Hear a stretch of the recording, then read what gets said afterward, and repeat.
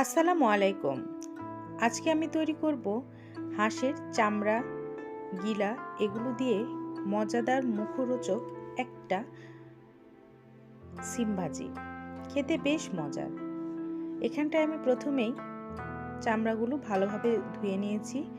এর মধ্যে দিয়ে দিয়েছি পেঁয়াজ কুচি, দিয়ে দিচ্ছি কাঁচা মরিচ অল্প পরিমাণ, সাদা এলাচ, দারচিনি, কালো এলাচ, তেজপাতা, দিয়ে দিচ্ছি স্বাদ অনুযায়ী লবণ। এর মধ্যে অ্যাড করে দেব গুঁড়ো মরিচ স্বাদ অনুযায়ী। যেহেতু কাঁচা মরিচ ব্যবহার করেছি, এতে সামান্য পরিমাণ গুঁড়া মরিচ ব্যবহার করবেন। বেশি মরিচ ব্যবহার করলে বেশি ঝাল হয়ে যাবে।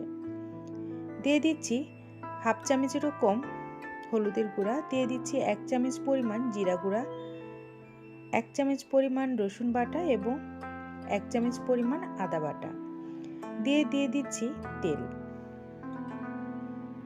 তেল পরিমাণ মতো দিয়ে এবার চুলার আঁচটি বাড়িয়ে এটি ভালোভাবে নেড়েচেড়ে নেব। সুন্দর মতো সব মশলা এবং এই হাঁসের চামড়া, কলিজা, গিলা এগুলো যখন মিক্সড হয়ে যাবে তখন এর মধ্যে সবজি অ্যাড করে দেব।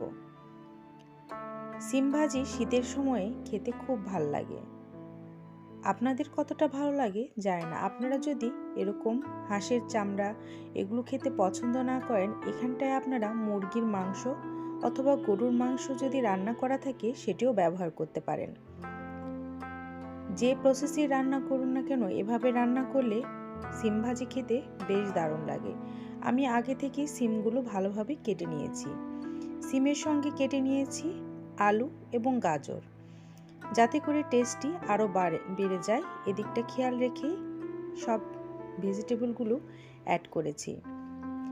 যখন হাঁসের মশলা এবং চামড়াগুলো কষানো হয়ে গিয়েছে এবং অনেকটা রান্না হয়ে গিয়েছে, এ পর্যায়ে সব সবজিগুলো দিয়ে ভালোভাবে নেড়েচেড়ে ঢাকনা দিয়ে ঢেকে রাখবো।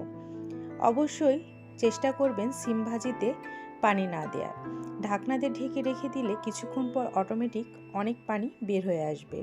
ওই পানি দিয়েই সেদ্ধ হয়ে যাবে এবং রান্নাটাও কমপ্লিট হয়ে যাবে। আমি আবারও নেড়েচেড়ে ঢাকনাটা দিয়ে আবারও কিছুক্ষণ ওয়েট করব। তারপর ঢাকনাটা সরিয়ে দেখতে পাচ্ছেন সামান্য পরিমাণ যতটুকু পানি আছে। এবার আমি এটি নেড়েচেড়ে ভালোভাবে ভেজে নেব। এরকম মাখা মাখা হবে, আর এরকম মাখা মাখা সিম ভাজি গরম ভাতের সাথে খেতে বেশ দারুণ লাগে। একবারের জন্য হলেও এই রেসিপিটি ট্রাই করতে ভুলবেন না। আমার এই রেসিপিটি ভালো লাগলে অবশ্যই আমার চ্যানেলটিকে সাবস্ক্রাইব